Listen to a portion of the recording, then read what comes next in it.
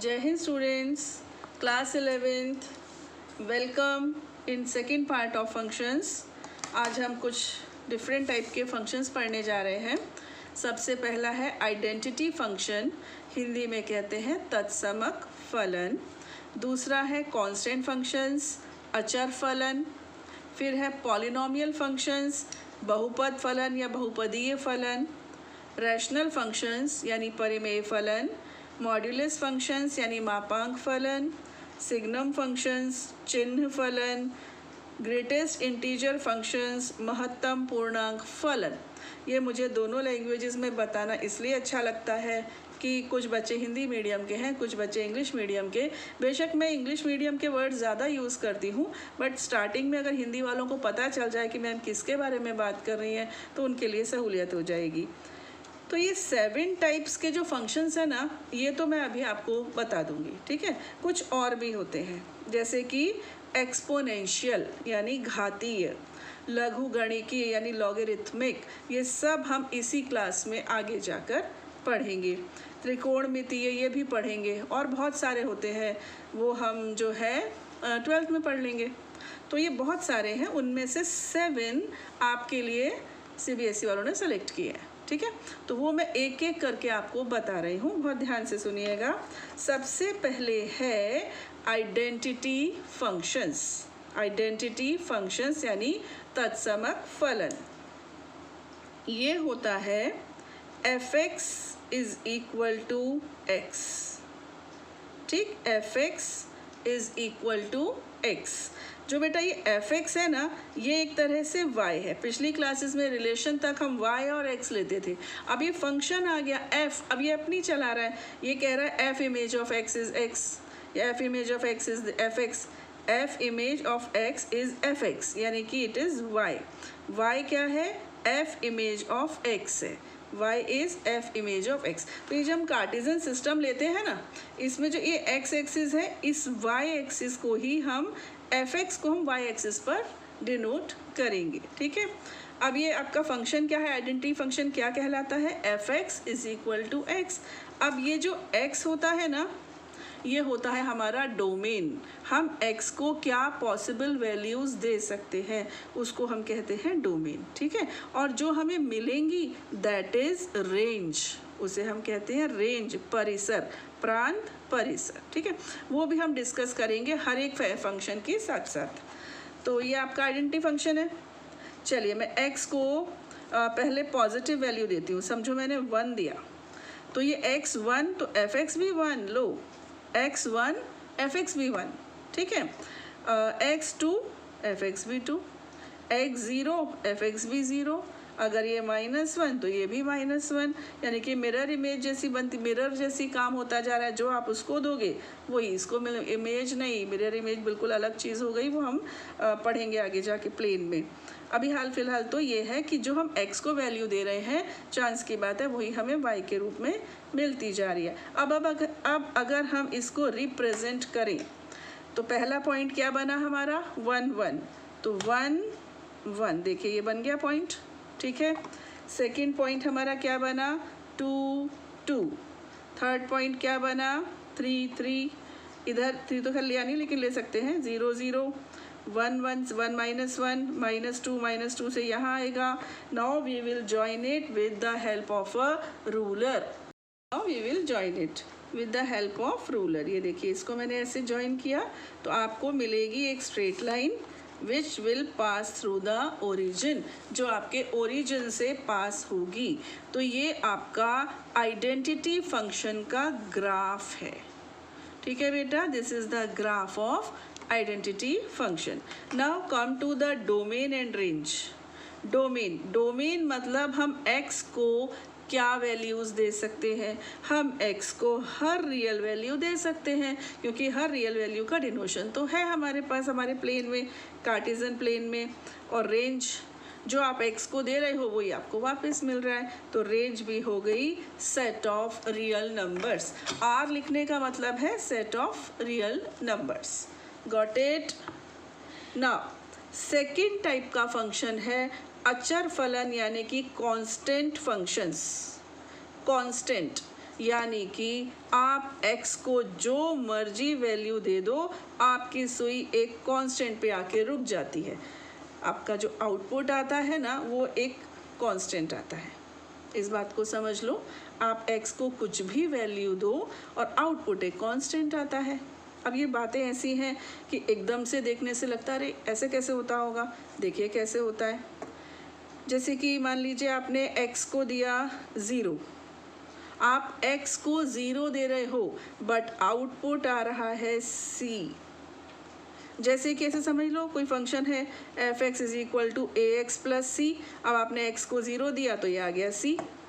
ठीक है, आप x को 1 दे रहे हो तो भी आ रहा है c। तब मैं ये फंक्शन नहीं, कोई और फंक्शन के बारे में सोच रही हूँ। और ऐसा एक फंक्शन हो भी, ऐसे क्या कई फंक्शन हो सकते हैं, वो अभी हम आपको बताएंगे। बहुत सारे एग्जांपल्स आपको देने वाले हैं ऐसा कैसे हो सकता है। ठीक है, तो आप इसको कुछ भी वैल्यू देते जा रहे हो ना, तो आपका आंसर क्या आ रहा है c। ठीक है, ऐसा भी हो सकता है एक फंक्शन कि x⁴ 0 + c हो। अब आप x को कुछ भी वैल्यू देते जाओ तो ये जो है ऐसे हो, मान लो x⁴ 0 + c - 1। अब आप x को कुछ भी वैल्यू दे दो, आपने 7 दे दी, 7⁴ 0 1 1 - 1 कैंसिल, आंसर c। मतलब फंक्शन ऐसा हो सकता है कि आपकी x की वैल्यू से उसको कोई फ़र्क नहीं पड़ता, वो c ही रहता है। 2 दिया तो भी c, -1 दिया तो भी c, -2 दिया तो भी c। तो इस तरीके का जो फंक्शन है ना, इसको हम कहते हैं अचर फलन यानी कि कांस्टेंट फंक्शन। अब देखिए ये कांस्टेंट फंक्शन से कैसे काम चलेगा। ये जो c है ना, c को मैं कुछ भी मान लेती हूँ। समझो मैंने 3 मान लिया, मेरा c यानी कि जो कांस्टेंट है ना, इसको मैंने थोड़ी देर के लिए 3 मान लिया। ठीक है, तो ये 3 है। ठीक है, समझते जाइएगा। अब आप 0 दे रहे हो, x को 0 दे रहे हो तो आपको 3 मिल रहा है। अब आप x को 1 दे रहे हो फिर भी 3 मिल रहा है। x को 2 देने वाले हो तो भी 3 मिल रहा है। x को 3 दे रहे हो तो भी 3 मिल रहा है। x को आपने -1 दिया तो भी, -2 दिया तो भी, मतलब इस तरीके से आपने कोई भी वैल्यू अगर इसको दी है and you are getting 3 all the time. तो अब इनको आप ज्वाइन करोगे ना, तो एक जो स्ट्रेट लाइन आएगी, देखिए आपको दिख रही है, मेरे को नहीं लगता आपको दिख रही है, 1 मिनट, ये देखिए, ये देखिए, ये इसको आप इस तरह से ज्वाइन कर दीजिए। ये देखिए आपने ज्वाइन किया तो आपको एक लाइन मिली है जो x एक्सिस के पैरेलल है। ठीक है, ये तब है जब आपने c को 3 लिया है। अगर आप c को 2 ले लोगे तो यहाँ से जाएगी, -2 ले लोगे, देखिए मैं यहाँ लिखना भूल गई हूँ, -2 ले लोगे बेटा तो ऐसे चली जाएगी, ये ऐसे ऐसे। मतलब कांस्टेंट फलन जब होगा ना, अचर फलन जब होगा, तो आपको जो आपका ग्राफ होगा ना, वो एक ऐसी लाइन के रूप में मिलेगा जो x के पैरेलल होगी। ठीक है, अब आते हैं हम इसकी डोमेन और रेंज पे। डोमेन के लिए कोई रिस्ट्रिक्शन नहीं है, आप कोई भी रियल नंबर इसको दे सकते हो। ठीक है, और रेंज क्या है, बार बार कहाँ आके रुक रहा है, एक कांस्टेंट c पर। तो रेंज में केवल एक एलिमेंट होगा और वो होगा c। This is range, got it.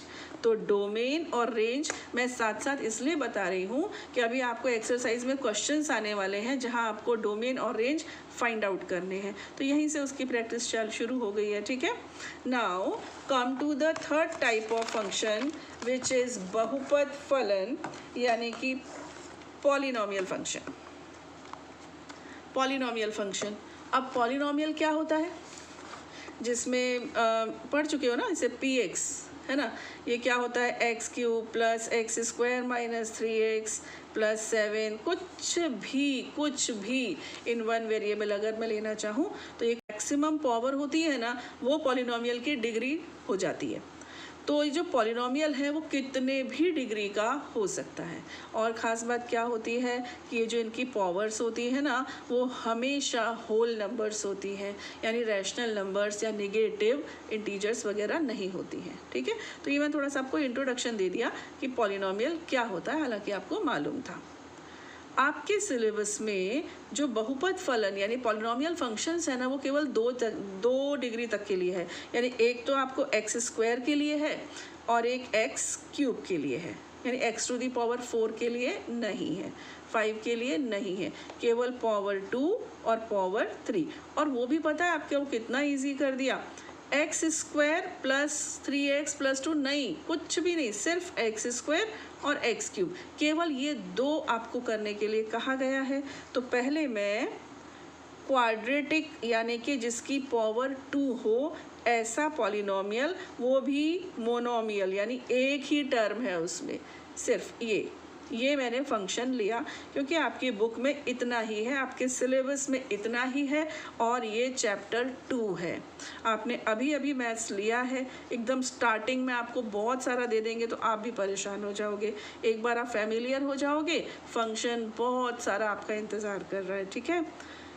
तो मैंने ये लिया पॉलिनोमियल फंक्शन, पहले मैंने कौन सा लिया, क्वाड्रेटिक, और वो भी कैसा, एक्स स्क्वायर, इसके साथ में कुछ नहीं है। चलिए अब हम इसको वैल्यूज़ देना स्टार्ट करते हैं। पहले ज़ीरो दे देते हैं। तो अगर आपने x को 0 दिया, fx भी 0। आप x को 1 देकर देखो, 1 स्क्वायर 1 आएगा।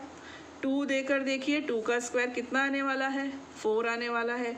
चलिए अब एक दो वैल्यूज़ नेगेटिव ले लेते हैं।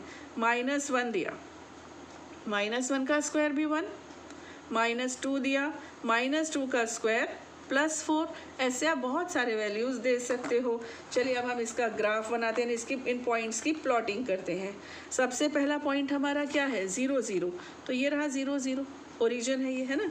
सेकंड पॉइंट क्या है, 1 1। अब ये मैंने 2 के ब्लॉक्स ले लिए, तो 1 1 यानी हाफ, ये 1 और ये 1, ये रहा पॉइंट, ठीक है, 1 1, गॉट इट। इसके बाद है 2 4, तो ये 2 और ये 4। अच्छा ठीक है, मैंने नहीं बनाया, आप बताओ अगर 3 ले लेते तो कितना आ जाता, 3 का स्क्वायर 9, तो ये रहा 3 और ये बीच में 9, ऐसे समझ लो एक वैल्यू मैंने और ले ली। तो ये वैल्यू क्या है, 0 0, ये है 1 1, ये है 2 4 और ये है 3 9। सिमिलरली इस तरफ लेते हैं, -1 लिया, ये रहा -1 आपका, -1 से भी +1 आया, ठीक है। आपने -2 लिया, -2 से भी +4 आया। अगर आप -3 लेते, -3 से भी +9 आता, ये मैंने यहाँ गलत ले लिया, यहाँ आएगा 9, तो -3 से भी ये 9 आता, ठीक है।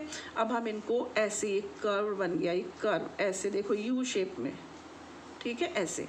ये जो आपका ये जो है, ये वाली वैल्यू मैंने 7 ले ली थी by mistake, it should be 9, तो ये रही 9, ठीक है। तो ये कैसा बन गया, ये यू बन गया, और इसको मैथ्स की लैंग्वेज में बोलते हैं पैराबोला, इसको कहा जाता है पैराबोला, हिंदी में कहते हैं परवलय, ठीक है। और चैप्टर 9 या 10 जो है वो पूरा कोनिक सेक्शन पर है, इसको बहुत डिटेल में हम तब पढ़ेंगे। तो ये क्या बन गया बेटा, ये बन गया पैराबोला। कहने का अर्थ है जब भी स्क्वायर फंक्शन होगा ना, तो ऐसा या फिर ऐसा ऐसा ऐसा, कुछ नहीं तो यहाँ हवा में ऐसे, मतलब पैराबोलिक फंक्शन आपको मिलेगा। कब, जब वो स्क्वायर होगा। चलिए अब इसके डोमेन और रेंज, डोमेन के बारे में बताइए। डोमेन आप कुछ भी वैल्यू दे सकते हो, x की कुछ भी वैल्यू आप दे सकते हो, तो डोमेन तो इसका भी रियल नंबर्स है, ठीक है। अब हम आते हैं रेंज पर। तो रेंज आप देखो बेटा, जब आप नेगेटिव दे रहे हो ना, तो वो भी पॉजिटिव हो रहा है, पॉजिटिव दे रहे हो तो ठीक है, नेगेटिव दे रहे हो तो भी वो पॉजिटिव हो रहा है, यानी आउटपुट पूरा पॉजिटिव है, आउटपुट में नेगेटिव नहीं है। और ये जो आपको दिख रहा है 0 0 के बाद 1 4 1 4, अब आप कहोगे मैम ये तो नेचुरल नंबर्स हैं, ऐसा नहीं है, मैंने पता है 1.1 कहाँ लिया, 0.1 कहाँ लिया, 1.7 2 कुछ भी डेसिमल में भी तो ले सकते थे हम, लेकिन एक्सप्लेन करने के लिए हमको 4 या 5 वैल्यूज़ ग्राफ बनाने के लिए चाहिए रहती हैं, वो हमने ली थी। तो इसमें जो बीच में कितने सारे नंबर्स हैं ना, रैशनल इरेशनल, सब हम ले सकते हैं। तो इसका मतलब इसका डोमेन तो रियल नंबर्स है, बट रेंज क्या कहलाएगी, रेंज कहलाएगी R+, that means positive rational numbers, got it. Range हो जाएगी पॉजिटिव रैशनल नंबर्स। अब हम इसके साथ ही ये जो क्वाड्रेटिक हो गया ना, अब क्यूबिक यानी कि घन, जिसकी घात 3 हो, ऐसा ले लेते हैं। अभी तक मैंने अपनी स्पीड थोड़ी सी तेज़ रखी, बट अब मैं थोड़ी स्लो करूँगी क्योंकि अब थोड़ा सा आपको भी सोचना है मेरे साथ साथ। ये क्या हो गया, एक्स क्यूब, ठीक है। चलिए वैल्यूज़ देते हैं। 1 दिया तो 1 का क्यूब 1, 0 देना था पहले, चलिए 0 अब दे देते हैं 0। 2 दिया तो 2 का क्यूब 8। 2 वैल्यूज़ मैंने पॉजिटिव दे दी ना, 2 नेगेटिव दे देते हैं। -1 दिया तो क्यूब है ना, तो वो -1 रहेगा। फिर अगर आप -2 दे दोगे तो इस बार वो +8 नहीं होने वाला है, वो क्या रहेगा, वो रहेगा -8। Got it. तो ये 5 वैल्यूज से हम देखते हैं हमारा जो ग्राफ है वो कहाँ ले जाता है हमें। 0 0 ये रहा, पहला क्या है 1 1, तो ये 1 और ये 1 दिख रहा है आपको, ये 1 और ये 1। देन 2 8, ये रहा 2, एकदम शूट कर गया ये 2 और 8, ठीक है। इधर आइए, -1 ये रहा, -1 ये रहा, है ना। फिर क्या है -2 और ये देखिए मैं तो बनाई भी नहीं, 8 यहाँ तक आएगा ये, ठीक है। तो ये जो होता है ना क्यूबिक फंक्शन, ये बेटा ऐसा होता है, ये इस टाइप का फंक्शन बनता है। जो ग्राफ, इस टाइप का ग्राफ बनता है जब हम क्यूबिक फंक्शन लेते हैं। ये तो मैंने एक ब्लॉक को 2 ले लिया, 1 लेती तो थोड़ा सा चौड़ा ऐसे बन जाता, ऐसे, बस इतना ही फर्क पड़ता, शेप उसकी यही रहती है। क्लियर। तो ये मैंने आपको पैराबोलिक फंक्शन समझा दिए। सॉरी हाँ, पॉलिनोमियल फंक्शन, पैराबोला तो ये है, पॉलिनोमियल फंक्शन मैंने आपको समझा दिए। अब इसकी भी डोमेन और रेंज देख लीजिए। डोमेन इसकी रियल है, कोई भी नंबर दे सकते हो, और रेंज भी इसकी रियल है। आउटपुट भी कुछ भी यानी नेगेटिव भी आ सकता है, अगर आप नेगेटिव दोगे तो वो नेगेटिव आएगा। क्लियर। नाउ 4th टाइप के फंक्शंस पर आते हैं, और इन्हें हम कहते हैं रैशनल फंक्शंस, यानी कि परिमेय फलन। अब रैशनल क्या होता है, ऐसे P/Q होता था ना, रैशनल नंबर, ऐसे ही ये फंक्शन में आएगा एक्सप्रेशन, ऊपर भी रैशनल एक्सप्रेशन और नीचे भी एक्सप्रेशन, ऊपर भी एक्सप्रेशन। तो ये एक्सप्रेशन अपॉन एक्सप्रेशन से बन जाएगा रैशनल एक्सप्रेशन, यानी परिमेय संख्या। एक फंक्शन ऊपर हो, एक फंक्शन नीचे हो, यानी कि 2x + 5 अपॉन 3x - 7, ऐसे टाइप के फंक्शन को हम क्या कहेंगे, रैशनल फंक्शन। बट ये भी आपको बहुत इजी कर दिया, और उन्होंने क्या दे दिया, केवल fx = 1/x, बस, ठीक है। ये आपको उन्होंने कहा है कि रैशनल फंक्शन, बस इतना आप कर लो, आपको समझ में आ जाएगा कि ये क्या है। चलिए 0 तो दे नहीं सकते, 0 देने से क्या होगा बेटा, वो इन्फिनिटी पहुंचेगा, तो इसके डोमेन में 0 तो नहीं होगा, ये हम अभी बाद में आपको बताएंगे। वैसे आप समझ लीजिए कि denominator should never be negative, तो 0 के तो चांस ही नहीं है। कहाँ से स्टार्ट करें, 1 से करते हैं। चलिए 1 दिया, 1/1 1, क्लियर। 2 दिया, 1/2 यानी कि 0.5, क्लियर। 1/2 से कितना आया, 0.5 आया। 1/3 देते हैं अगर, मतलब x की जगह हम 3 रख दें तो 0.3333 ऐसे आएगा। अब हम क्या करते हैं, 1/2 दे देते हैं, 1 के प्लेस पर हम दे देते हैं 1/2, तो 2 पर पहुंच जाएगा, 2 आ जाएगा। अगर हम 1/3 दे देते हैं तो क्या हो जाएगा, 3 आ जाएगा। और दे सकते हैं आप इसको 1/100 तो 100 पहुंच जाएगा, 1/4 तो 4, 1/5 तो 5, इस टाइप से आपका जो है टेबल तैयार हो जाएगी। चलिए अब इसकी हम प्लॉटिंग करते हैं। पहला पॉइंट क्या है, 1 1, तो ये रहा पॉइंट, देख लीजिए 1 1। और दूसरा पॉइंट क्या है, 2.5, ये 2, और 0.5 देखिए कितना नज़दीक आ गया। 3 से 0.3, ये 3 है, ये और नज़दीक आ गया। कितना भी नज़दीक आ जाए, बट ये ध्यान रखना, ये इसको टच कभी नहीं करेगा, क्योंकि आप कितना भी बड़ा डिनोमिनेटर बना दो, डिनोमिनेटर बड़ा होता जाएगा, इसकी वैल्यू छोटी होती जाएगी। अब एक रोटी है, एक रोटी के 2 टुकड़े करोगे, थोड़े बड़े बड़े आएंगे, 3 करोगे थोड़े और छोटे होंगे, 4 करोगे तो और छोटे होंगे। तो जितने आप पीसेस करोगे पर पीस एरिया छोटा होता जाएगा, है ना। तो इसी प्रकार हम इसको जो x को बढ़ाते जाएंगे ना, तो हमको जो वैल्यू मिलेगी वो छोटी बट ज़ीरो कभी नहीं होगी। चाहे हमको एक मॉलिक्यूल क्यों ना मिले, लेकिन वो ज़ीरो कभी नहीं होगी। तो ये जो ग्राफ है ना, ये ऐसे नज़दीक होता जाएगा बट ये कभी इसको टच नहीं करेगा, ठीक है। तो इस तरीके से जा रहा है। अभी ऊपर चढ़ने का काम करते हैं। अब मैंने क्या लिया 2, तो 2 पर ये कितना, सॉरी अब मैंने लिया 1/2। 1/2 मतलब क्या होता है, 0.5 होता है ना। अब मैंने x के प्लेस पर लिया 0.5, समझ रहे हो। ये जो 1/2 है ये 0.5 ही तो है। अगर मैंने x को 0.5 यानी कि ये इतना पास में, ठीक है, तो ये कितना पहुंच रहा है 2, यानी कि ये यहाँ पे ग्राफ हमारा ऐसे आएगा।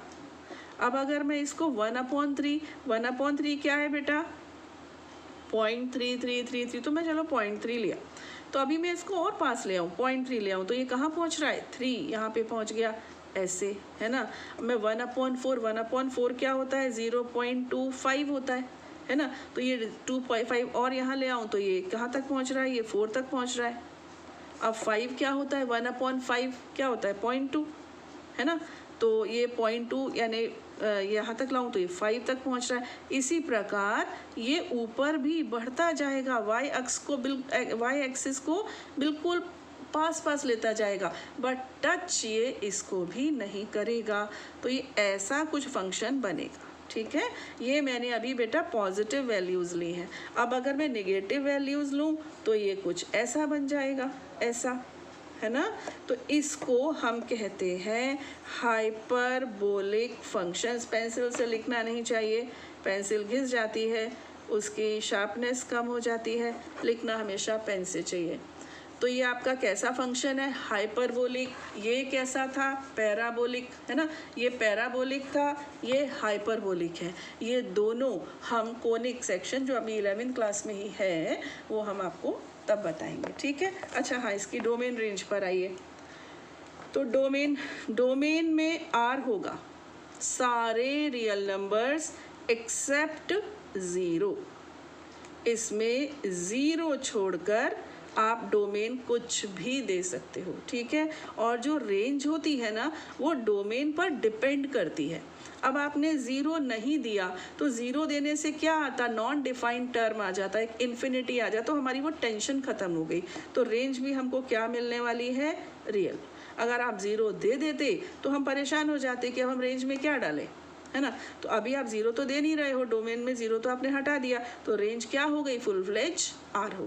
Now next type of function is मापांक फलन मॉड्यूलस फंक्शन। दिख रहा है आपको बेटा, मापांक फलन मॉड्यूलस फंक्शन।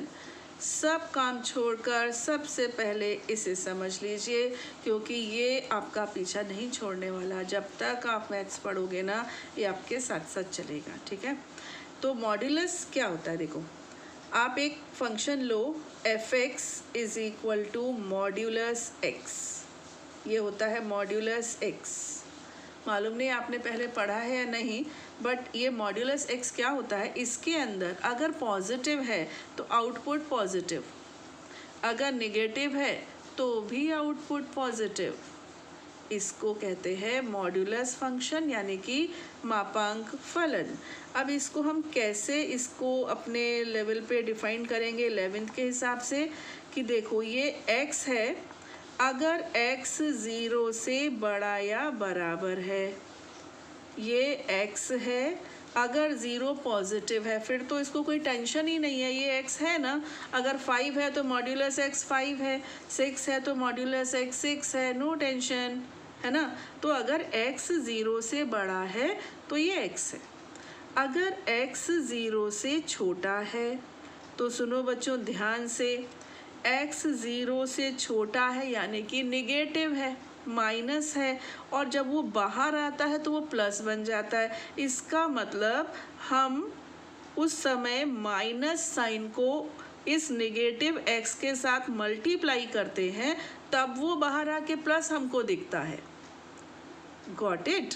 देखो अगर ये 0 से बड़ा है यानी पॉजिटिव है तब तो कोई प्रॉब्लम नहीं है, लेकिन ये नेगेटिव है, x की वैल्यू -5 है और ये मॉड्यूलस के बाहर आकर हमको 5 मिल रही है, इसका मतलब हमने उस -5 को ज़रूर माइनस से मल्टीप्लाई किया होगा तब वो बाहर आके 5 बनी है ना। तो जब x 0 से छोटा यानी x खुद निगेटिव है तो उस निगेटिव को पॉजिटिव बनाने के लिए हमको बाहर माइनस देना पड़ता है। This is the definition of modulus function. समझ गए? एक बार और बता दूं, पॉजिटिव है तो पॉजिटिव है, नेगेटिव है तो नेगेटिव क्यों है बाबा? नेगेटिव इसलिए है कि इस साइन के बाहर फिर वो पॉजिटिव कैसे हुआ होगा? जब x नेगेटिव था, -5 था, तो इस साइन ने क्या किया? इस साइन ने क्या किया? उस माइनस को माइनस से मल्टीप्लाई किया। तो ये जो ऐसे लिखा था उसको मैंने खोल के लिख दिया कि मॉड्यूलस का काम क्या है। मॉड्यूलस का काम ये है कि अगर तुम उसको बड़ी वैल्यू दोगे ना पॉजिटिव तो वो ऐसे ही रख देगा, लेकिन अगर तुम नेगेटिव दोगे तो उस नेगेटिव वैल्यू को माइनस से पहले मल्टीप्लाई करेगा, फिर वो आपको आउटपुट देगा। Got it? अब इसके आप 3 टुकड़े भी कर सकते हो। कैसे? x देगा जब वो 0 से बड़ा होगा, 0 देगा जब वो 0 के बराबर होगा और -x देगा जब वो 0 से छोटा होगा। ये जो 2 कंबाइंड थे ना, इनको मैंने अलग कर दिया। ठीक है, अब चलिए हम वैल्यू रखते हैं। x 0 से बड़ा है, 0 से बड़ा है यानी कि क्या 1 ले लूँ? चलो 1 ले लेते हैं। तो आपको क्या मिलेगा? 1, 2 ले लीजिए 2, 3 ले लीजिए 3 मिलेगा, है ना। दूसरा 0 है तो 0 तो चलो 0 है, ठीक है। अब ले लेती हूँ मैं नेगेटिव। अगर मैं लेती हूँ -1 तो वो -1 इस माइनस से मल्टीप्लाई होके मुझे क्या मिलने वाला है? +1, है ना। मैंने एक और बढ़ा लेते हैं अपन, इसमें तो अपने हाथ की बात है, जितना चाहे ले लो। -2 लिया तो मेरा x -2 था, लेकिन इस माइनस से मल्टीप्लाई होके वो मुझे क्या मिल रहा है? +2। -3 था तो +3 मिल रहा है। तो ये मेरी वैल्यूज़ हो गई। चलिए पॉइंट्स प्लॉट करते हैं। 1 1 ये रहा, 2 2 हेयर इट इज़। कुछ याद आ रहा है? आइडेंटिटी फंक्शन में किया था ना। हाँ, 3 3 ये रहा। देन 0 0 ये रहा, -1 1 ये रहा। आइडेंटिटी फंक्शन सीधा ऐसे चली जाती है लाइन, ये ऊपर चढ़ गया। -2 +2 ये रहा, ठीक है। -3 +3 ये रहा। तो अब इसका जो ग्राफ होगा ना बेटा, वो V होगा, V शेप का, ऐसे। पॉइंट यहाँ कहीं आएगा ऐसे, है ना। और इधर भी आप ज्वाइन कर दीजिए। अब चूंकि कोई ग्राफ पेपर तो ये है नहीं, तो थोड़ा बहुत ऊंच नीच हो सकती है, बाकी आपको बात समझ में आनी चाहिए, है ना बेटा।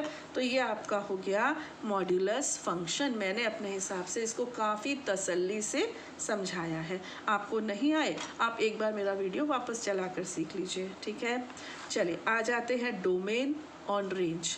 डोमेन में कोई प्रॉब्लम नहीं है, जो मर्जी दे दो, ठीक है। रेंज क्या है? पॉजिटिव, निगेटिव मिलने ही नहीं वाला, कितनी भी कोशिश कर लो। तो सिंपल है ना, डोमेन आप कुछ भी देते जाओ वैल्यू, लेकिन रेंज यानी जो मिलेगी वो हमेशा पॉजिटिव मिलेगी। तो ये कंप्लीट हो गया, ठीक है।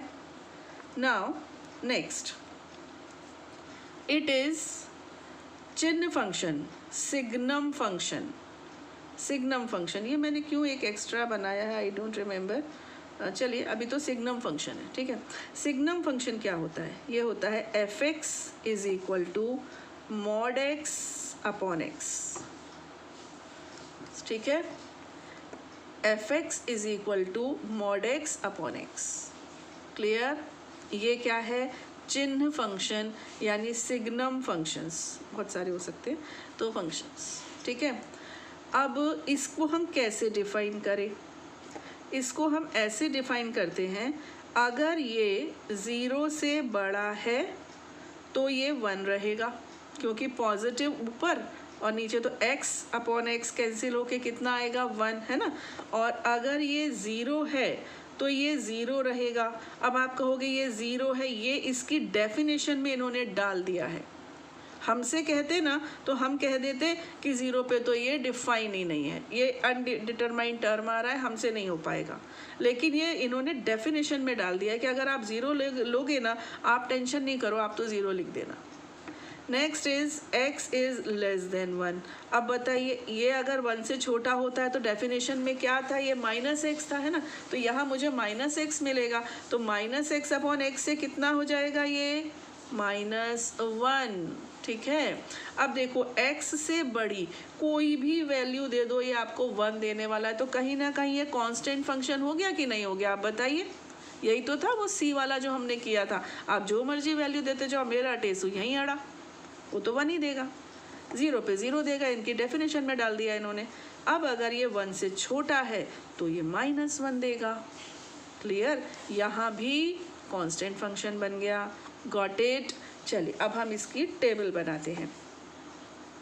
0 से बड़ा, तो 0 से बड़ा 1 दिया 1 आया, 2 दिया फिर 1 आया, 3 दिया फिर 1 आया, कुछ भी देते जाओ वो 1 ही आने वाला है। 0 दिया तो 0 आया, डेफिनेशन बोल रही है। 1 से छोटा -1 दिया तो -1, -2 दिया तो भी -1, -3 दिया तो भी -1। बड़ी प्रॉब्लम है, प्रॉब्लम क्या, हमारे लिए तो ईजी है। ठीक है ना, चलिए अब हम इसको प्लॉट करते हैं। पहला पॉइंट हमारा है 1 1, तो 1 1 ये रहा, क्लियर। फिर है 2 1 ये रहा, 3 1 ये रहा, हाँ ठीक है। फिर 0 0 जाने दो, फिर -1 -1 ये रहा, -2 -1, -3 -1। तो इस तरीके से इसका ग्राफ जो है वो टूटा हुआ सा बना और वो इस प्रकार है। यहाँ से यानी 1 से स्टार्ट होगा और इन्फिनिटी तक जाएगा। ठीक है, और यहाँ पर भी ये -1 से स्टार्ट होकर इस तरह से इन्फिनिटी तक जाएगा। Got it. और बट कहानी अभी बाकी है मेरे दोस्त।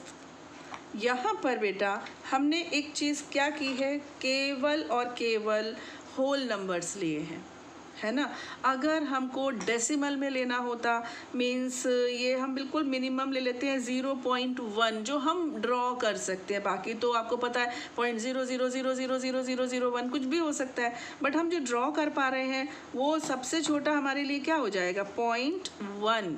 ठीक है, अब आप इमेजिन करो, आप अगर 0.1 लेते हो तो भी तो 1 ही आएगा।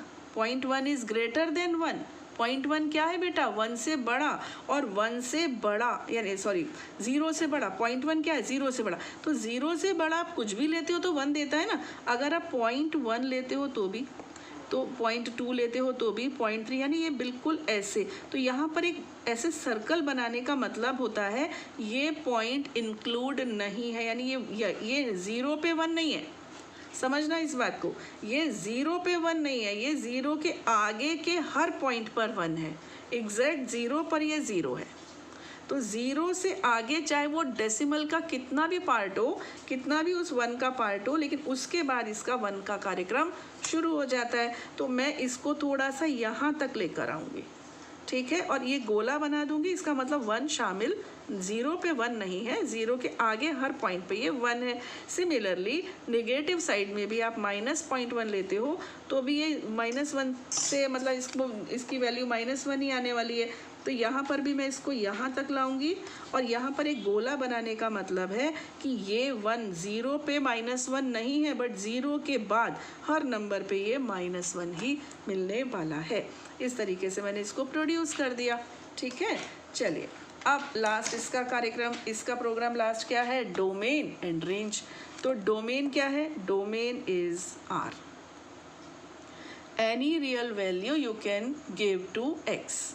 रेंज, रेंज में केवल 3 एलिमेंट्स हैं, एक है -1, एक है 0 और एक है 1। आप करके देख लो, 3 एलिमेंट्स आपकी रेंज सेट बना रहे हैं, बस। समझ में आ गया बेटा। ये सिग्नम फंक्शन, चिन्ह फंक्शन क्या है एक बार और देख लो। सिग्नम फंक्शन हमेशा mod x अपॉन x होता है, और x अगर 0 से बड़ा है तो इसकी वैल्यू आपको 1 देनी है, 0 पर आपको 0 देनी है। ये इनकी दी हुई डेफिनेशन है सिग्नम फंक्शन की, बहुत बड़े मैथमेटिशियन से मिलकर बनाई है, उस पर हम अपना टाइम वेस्ट नहीं करेंगे। और 1 से छोटे पर ये -1 है, ठीक है। तो इस तरीके से जब मैंने ये वैल्यूज़ ली, ग्राफ मैंने बहुत अच्छे से आपको समझाया है, आप वीडियो को प्लेबैक कर सकते हो। Now last type of function is महत्तम पूर्णांक फंक्शन, यानी कि ग्रेटेस्ट इंटीजर फंक्शन। इसको शॉर्ट में गिफ, GIF, आजकल वो आने लगी है ना मोबाइल पे, वो नहीं है बट ये GIF है, इसको गिफ फंक्शन भी कहते हैं। अब देखिए बेटा, ये ग्रेटेस्ट इंटीजर फंक्शन है, तो कोई लोएस्ट इंटीजर फंक्शन भी होता होगा? हाँ होता है, लेकिन वो अभी आपको 11th और 12th में नहीं है, वो आगे की क्लासेस यानी कि BSc करते हो या और आगे जाते हो तब है। तो ये है महत्तम पूर्णांक फलन, ग्रेटेस्ट इंटीजर फंक्शन। ये आप देखोगे ना, आप कहोगे कि अरे ये क्या है, पता नहीं, हमको तो समझ में नहीं आ रहा, बट ये बच्चों का खेल है। देखिए कैसे फंक्शन कैसा है ये ग्रेटेस्ट इंटीजर फंक्शन, इसका डिनोशन है square bracket for x only. इस तरीके से अगर हम लिख देते हैं ना बेटा, तो ये हो जाता है ग्रेटेस्ट इंटीजर फंक्शन। अब ये क्या है? ग्रेटेस्ट इंटीजर फंक्शन में हम उससे छोटा और सबसे, अब मैं कैसे समझाऊं, देखिए चलिए एक नंबर लाइन, हाँ ये नंबर लाइन मैंने बना रखी है, देखिए ये नंबर लाइन है ना। ग्रेटेस्ट इंटीजर फंक्शन क्या होगा, जैसे कि मैं कुछ वैल्यूज़ पहले आपको प्रैक्टिस के लिए दे दूं। मैंने x को एक वैल्यू दी है, दिख रहा है क्या, ये देखिए x को एक वैल्यू मैंने दे दी है 2.3, दूसरी वैल्यू दे दी मैंने 3.7, और एक वैल्यू दे दी मैंने 0.3। क्लियर? एक वैल्यू, दो वैल्यू नेगेटिव ले लेते हैं, -1.2 ले लीजिए, और एक ले लो नेगेटिव, ये ले ली मैंने -0.8। ऐसे कुछ वैल्यूज़ ले ली हैं जिससे मैं आपको अपनी बात को समझा पाऊँ, ठीक है। तो चलिए पहली वैल्यू मैंने क्या ली है x की 2.3, ये देखिए क्या ली है 2.3।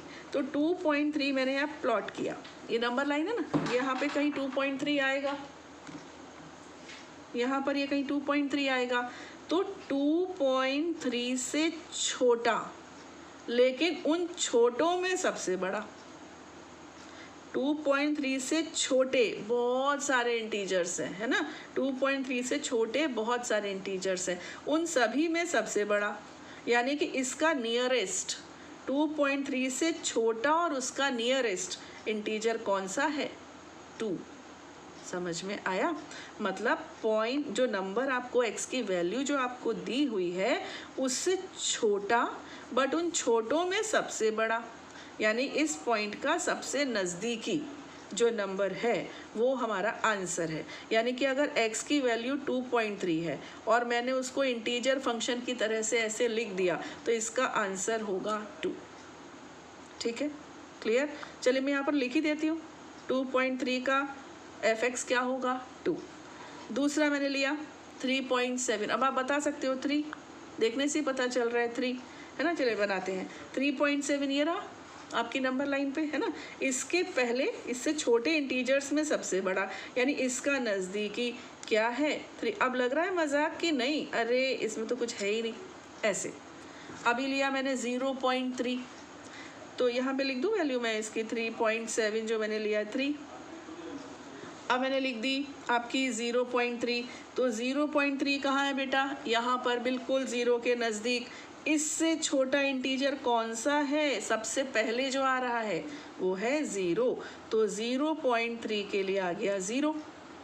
नेक्स्ट है, अब ध्यान से, क्या है ये? -1.2, तो -1.2, अब ध्यान देना, -1.2 से छोटा, इधर का नहीं लेना, इससे छोटा, इससे छोटा -2, -3, -4, -5, इनमें सबसे बड़ा, तो -1.2 ये रहा, -1.2, देखना बेटा ध्यान से, ये रहा -1.2 से छोटों में सबसे बड़ा, यानी इसका बिल्कुल नज़दीकी क्या मिला आपको?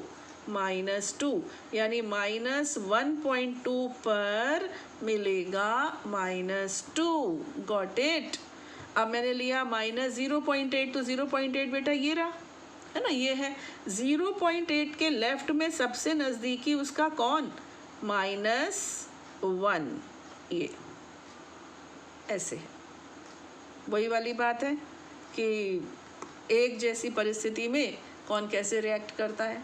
सिंपल है, बहुत सिंपल है, सिंपल ही समझो इसको, टफ मत समझना बिल्कुल भी। ग्रेटेस्ट इंटीजर फंक्शन महत्तम पूर्णांक फलन यानी GIF क्या होता है, इसको ऐसे लिखा जाता है। और जो डेसिमल में रहते हैं, अगर मान लीजिए ये 2 होता तब तो 2 ही है, तो कोई टेंशन ही नहीं है। 3 होता तो 3 है, नो टेंशन, ठीक है। बट अगर 2.3 है तो 2.3 के लेफ्ट वाला यानी उससे पहले वाला, लेकिन उनमें सबसे बड़ा 2 आ जाएगा। तो ये इसका रूल है, ठीक है। अब हम आते हैं इसके ग्राफ पर। बट ग्राफ बनाने से पहले ये कुछ जवाब चाहिए। ग्रेटेस्ट इंटीजर फंक्शन x -2 कब होगा, -1 कब होगा, 0 कब होगा, 1 कब होगा, 2 कब होगा। जैसे ये जवाब हमें मिल जाएंगे ना, हमारा ग्राफ रेडी हो जाएगा। तो चलिए हम देखते हैं -2 कब होगा। तो -2 होने के लिए आपका जो x है वो यहाँ मतलब -1 से इधर, मतलब -1.1 जो हमें दिखाई देता है, मैं उसके हिसाब से बात कर रही हूँ। वैसे तो और मैंने कहा ना -1.1 के बीच में भी बहुत सारे नंबर्स हैं, तो मैं इधर से ले रही हूँ -1.1, है ना। यहाँ से लेकर -2 तक जो नंबर्स होंगे ना, उनके लिए इसकी वैल्यू -2 होगी। समझ में आया? चलिए, जब माइनस वाला समझ में था, पहले अपन पॉजिटिव वाला लेते हैं। 1 कब होगा, यहाँ से देखते हैं 1 कब होगा। 1 होगा 1 से लेकर 1.9 तक, ये तो क्लियर है ना। 1.9 होता तो हम बोल देते 1, 1.8 होता हम बोल देते 1। तो 1 से लेके 1.9 तक हमको ग्रेटेस्ट इंटीजर की वैल्यू 1 मिलने वाली है। यानी कि हम ऐसे कह सकते हैं इसको, 2 से छोटा हो और 1 से बड़ा या बराबर हो, 1 से बड़ा या बराबर हो और 2 से छोटा हो, ठीक है। 2 हमें कब मिलने वाली है, जब 2 के बड़ा या बराबर हो और 3 से छोटा हो। यानी कि 2.9 है तो हमें 2 मिलेगा, गॉट इट। ऐसे ही 0 हमें कब मिलेगा, जब ये 0 से बड़ा या बराबर हो और 1 से छोटा हो। ऐसे ही -1 कब मिलेगा, जब ये -1 से बड़ा या बराबर हो और -2 से छोटा हो। ओ गॉड, 0 से छोटा हो, 0 से छोटा हो और -1 से बड़ा हो। समझ गए? जैसे कि ये -0.8 लिया था ना हमने, चलिए -0.8 तो -1, 0 से छोटा हो, -1 से बड़ा या बराबर हो, -2 से बड़ा या बराबर हो और -1 से छोटा हो। तो बेटा ये थोड़ा सा ध्यान रखिएगा, ठीक है। चलिए अब हम ग्राफ पर आते हैं। ग्राफ भी हम पहले यहीं से शुरू करते हैं। 2 से बड़ा या बराबर और 3 से छोटा, यानी 3 इसमें इंक्लूड नहीं है। तो ये x क्या है, x हमारा डोमेन है, ठीक है। और जो आंसर आएगा वो हमारा कोड रेंज होगा। तो 2 से बड़ा या बराबर, यानी ये 2 से बड़ा या बराबर और 3 से छोटा आने पर हमको आंसर क्या मिलता है, 2। देखो बेटा, 2 से बड़ा या बराबर और 3 से छोटा आने पर हमको आंसर क्या मिलता है, 2।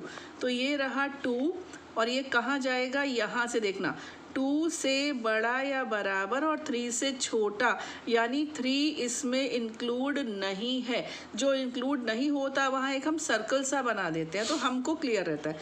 2 इंक्लूड है तो 2 के आगे प्रोमिनेंट डॉट। अब दोबारा समझ लीजिए, 2 से 3 के बीच में अगर x की वैल्यू होगी तो हमारा y 2 मिलने वाला है। तो यहाँ से यहाँ तक ये 2, देखो यहाँ से यहाँ तक ये y की वैल्यू 2 ही मानी जाएगी ना, ऐसे पूरी लाइन, ये 2 की लाइन है तो 2 रहेगी, बट ये 3 इसमें इंक्लूड ना हो तब। दूसरा देखते हैं, 1 से 2, यानी जब हम x को 1 और 2 के बीच की वैल्यू 1 दे सकते हैं, लेकिन 2 से छोटी वैल्यूज जब देंगे तो हमारा y हमें क्या मिलेगा, 1।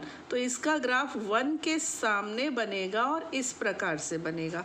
आ रहा है समझ में? 1 इंक्लूड है, 1 से बड़ा या बराबर, बट 2 से छोटा, यानी 2 इसमें इंक्लूड नहीं है। जो इंक्लूड नहीं है वहाँ गोला लगा दीजिए, गॉट इट।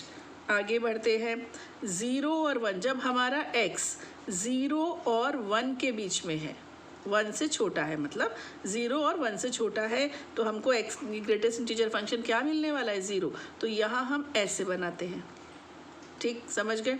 इसके बाद आइए -1 से बड़ा या बराबर और 0, तो ये रहा x -1, -1 से बड़ा या बराबर 0 के बीच में, और हमको ये क्या मिलने वाला है? -1।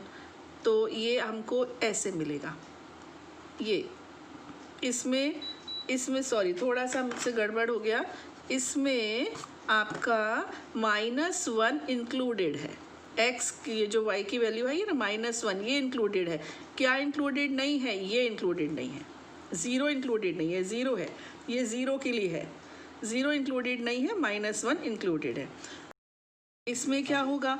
-2 is greater than equal to x and less than -1, यानी कि इसमें ये जो y है ना, y का -2 इंक्लूडेड रहेगा, लेकिन -1 इसका x का नहीं होना चाहिए तब। तो ये यहाँ पर -1 x का नहीं होना चाहिए, समझ गए? -1 x का नहीं होना चाहिए, तो नहीं के लिए गोला, और ये y कितना मिलेगा आपको उस समय? -2। तो ये लाइन जो है ये -2 की, ये -2 की लाइन है, ये y इज इक्वल टू -2 की लाइन है, और इसमें ये x जो है वो -1 इंक्लूड नहीं है। तो जो इंक्लूड नहीं होता ना, वहाँ ऐसे सर्कल लग जाता है। समझ में आया बच्चों? तो ये आपका है ग्रेटेस्ट इंटीजर फंक्शन। आखिरी चीज़ इसकी रह गई डोमेन और रेंज। अब डोमेन क्या है?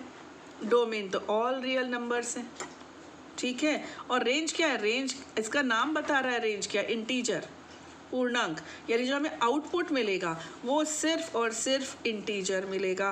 तो रेंज क्या हो गई? Set of integers. ये जो z होता है ना, ये सेट ऑफ इंटीजर्स होता है, आपको मालूम है, यानी पूर्णांकों का समुच्चय।